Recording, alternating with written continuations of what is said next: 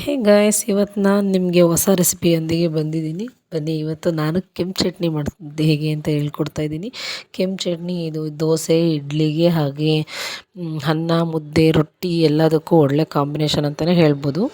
ಇದನ್ನು ಮಾಡಲಿಕ್ಕೆ ಇಂಗ್ರೀಡಿಯೆಂಟ್ಸು ಬೆಲ್ಲ, ಕೊತ್ತಂಬರಿ, ಬೆಳ್ಳುಳ್ಳಿ, ಜೀರಿಗೆ, ಒಣಮೆಣಸಿನ್ಕಾಯಿ, ಬ್ಯಾಡಗಿ ಮೆಣಸಿನ್ಕಾಯಿ, ಕೊಬ್ಬರಿ, ನೆನೆಸಿದ ಹುಣಸೆಹಣ್ಣು, ಹಾಗೆ ಉಪ್ಪು, ಸ್ವಲ್ಪ ಕರಿಬೇವು, ಸಾಸಿವೆ ಒಗ್ಗರಣೆಗೆ, ಹಾಗೆ ನೀರುಳ್ಳಿ. ಬನ್ನಿ ಹೇಗೆ ಮಾಡೋಂತ ನೋಡೋಣ. ಮೊದಲಿಗೆ ಎಣ್ಣೆ ಚೆನ್ನಾಗಿ ಕಾಯಿಸ್ಕೊಂಡು ಒಣಮೆಣಸಿನ್ಕಾಯಿನ ಕಡ್ಡಿಕಾಯಿ ಅಂತೀವಿ ನಾವು, ಇದನ್ನು ಚೆನ್ನಾಗಿ ಎಣ್ಣೆಯಲ್ಲಿ ಫ್ರೈ ಮಾಡ್ಕೋಬೇಕು. ದಯವಿಟ್ಟು ಗೈಸ್ ವಿಡಿಯೋನ ಸ್ಕಿಪ್ ಮಾಡದೆ ಕೊನೆವರೆಗೂ ನೋಡಿ. ಚೆನ್ನಾಗಿ ಎಣ್ಣೆಯಲ್ಲಿ ಕಲರ್ ಚೇಂಜ್ ಹಾಗೆ ಈ ಮೆಣಸಿನ್ಕಾಯಿನ ಹುರ್ಕೋಬೇಕು. ಕಲರ್ ಚೇಂಜ್ ಆಗಿದೆ. ಇವಾಗ ಇದನ್ನು ಸೈಡಿಗೆ ಎತ್ತಿಟ್ಕೊಂಡು ನೆಕ್ಸ್ಟ್ ನಾವು ಬ್ಯಾಡಗಿ ಮೆಣಸಿನ್ಕಾಯಿನ ಹುರ್ಕೊಳ್ಳೋಣ. ಬ್ಯಾಡಗಿ ಮೆಣಸಿನ್ಕಾಯಿ ಕಲರಿಗೆ ಹಾಗೆ ಟೇಸ್ಟ್ ಚೆನ್ನಾಗಿರುತ್ತೆ, ಸ್ವಲ್ಪ ಖಾರ ಕಡಿಮೆ ಇರುತ್ತೆ ಅಂತ ಹೇಳ್ಬಿಟ್ಟು ಹಾಕೋದು, ರುಚಿಗೆ ಚೆನ್ನಾಗಿರುತ್ತೆ ಅಂತ. ನೋಡಿ, ಬ್ಯಾಡಗಿ ಮೆಣಸಿನ್ಕಾಯಿ ಚೆನ್ನಾಗಿ ಹುರಿದಿದ್ದೀವಿ, ಅದನ್ನು ಸೈಡಿಗೆ ಎತ್ತಿಟ್ಕೊಳ್ಳೋಣ. ಈಗ ಹಸಿ ಕರಿಬೇವನ್ನ ಎಣ್ಣೆಯಲ್ಲಿ ಹುರ್ಕೊಳ್ತಾ ಇದ್ದೀವಿ. ಚೆನ್ನಾಗಿ ಹುರ್ಕೋಬೇಕು ಇದನ್ನು, ಕಲರ್ ಚೇಂಜ್ ಆಗೋ ಹಾಗೆ. ಈಗ ನೆಕ್ಸ್ಟು ಇದನ್ನೆಲ್ಲ ಸೈಡಿಗೆ ಎತ್ತಿಟ್ಕೊಂಡು ರುಬ್ಬಕ್ಕೆ ಏನೇನು ಅಂತ ನೋಡ್ಕೊಳ್ಳೋಣ ಬನ್ನಿ. ರುಬ್ಬಲಿಕ್ಕೆ ಎಣ್ಣೆಲಿ ಫ್ರೈ ಮಾಡಿರೋ ಕರಿಬೇವು, ಜೀರಿಗೆ, ಬೆಲ್ಲ, ಹಾಗೆ ಕೊತ್ತಂಬರಿ, ನೆಕ್ಸ್ಟು ಬೆಳ್ಳುಳ್ಳಿ, ಹಾಗೆ ನೆನೆ ಇಟ್ಟಿರೋಂಥ ಹುಣಸೆ ಹಣ್ಣು, ಒಂದು ನಿಂಬೆಹಣ್ಣಿನ ಗಾತ್ರದಷ್ಟು ತಗೊಂಡಿದ್ದೀವಿ. ನೆಕ್ಸ್ಟ್ ಇವಾಗ ಒಂದು ಕಪ್ ಆಗೋಷ್ಟು ಕೊಬ್ಬರಿ ತಗೊಂಡಿದ್ದೀವಿ. ಒಣ ಕೊಬ್ಬರಿ ಹಾಕ್ರಿ ಸರ್, ಚೆನ್ನಾಗಿರುತ್ತೆ ಹಸಿ ಕಾಯಿಗಿಂತನೂ.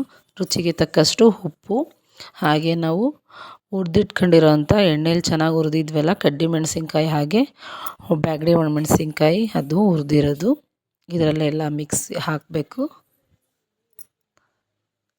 ನೋಡಿ, ಎಲ್ಲ ಚೆನ್ನಾಗಿ ಎಣ್ಣೆಲಿ ಹುರಿದಷ್ಟು ಖಾರ, ಚಟ್ನಿ ಜಾಸ್ತಿ ಖಾರ ಆಗಲ್ಲ.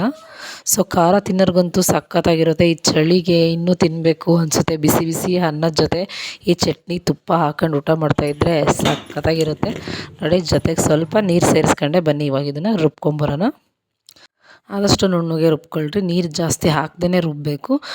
ಒಂದು 15 ಡೇಸ್ ಆದ್ರೂ ನಾವು ಇದನ್ನು ಸ್ಟೋರ್ ಮಾಡಿ ಇಡ್ಬೋದು, ಏನೂ ಆಗೋಲ್ಲ. ನೋಡಿ, ಒಗ್ಗರಣೆಗೆ ನೆಕ್ಸ್ಟು ರುಬ್ಬಿರೋ ಚಟ್ನಿನ ಒಗ್ಗರಣೆ ಹಾಕ್ಕೊಳ್ಳೋಣ.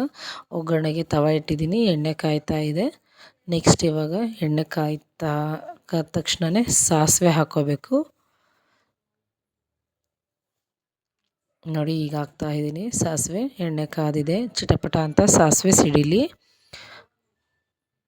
ನಾವೆಲ್ಲಾದರೂ ಹೋಗಬೇಕು ಅಂದಾಗ ಈ ಚಟ್ನಿ ಚೆನ್ನಾಗಿ ಯೂಸ್ ಆಗುತ್ತೆ ಗೈಸ್. ಹೊರಗಡೆ ಎಮರ್ಜೆನ್ಸಿಗೆ ಕೆಡಲ್ಲ, ಏನೂ ಆಗೋಲ್ಲ. ಸೊ ಅದಕ್ಕೆ ಈ ಥರ ಚಟ್ನಿ ಮಾಡ್ಕೊಳ್ಳೋದ್ರಿಂದ ನಮಗೆ ಯೂಸ್ ಆಗುತ್ತೆ ಟೈಮಿಗೆ. ನೋಡಿ, ಚಿಟಪಟ ಸಾಸಿವೆ ಸಿಡಿತಾ ಇದೆ. ನೆಕ್ಸ್ಟ್ ಇವಾಗ ನಾವಿದಕ್ಕೆ ಕರಿಬೇವು ಹಾಕೋಣ. ಕರಿಬೇವು ಚಿಟಪಟ ಸಿಡಿಲಿ. ನೆಕ್ಸ್ಟು ಒಗ್ಗರಣೆಗೆ ನೀರುಳ್ಳಿ ನಾನು ಯಾವಾಗಲೂ ಹೇಳೋ ಹಾಗೆ ಕಲರ್ ಶೇಡ್ ಆಗೋ ಥರ ಚೆನ್ನಾಗಿ ಫ್ರೈ ಮಾಡ್ಕೋಬೇಕು. ಹಾಗೆ ಒಗ್ಗರಣೆ ಒಂದು ಟೇಸ್ಟ್ ಸಿಗೋದು.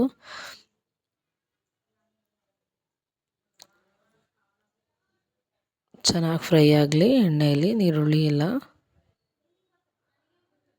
ವಿಡಿಯೋನ ಕೊನೆವರೆಗೂ ನೋಡಿ ಗೈಸ್. ಪ್ಲೀಸ್ ನಮ್ಮ ವಿಡಿಯೋನ ಸಬ್ಸ್ಕ್ರೈಬ್ ಮಾಡಿ, ನಮ್ಮ ಚಾನಲ್ನ ಸಬ್ಸ್ಕ್ರೈಬ್ ಮಾಡಿ, ಲೈಕ್ ಮಾಡೋದನ್ನ ಮರಿಬೇಡಿ.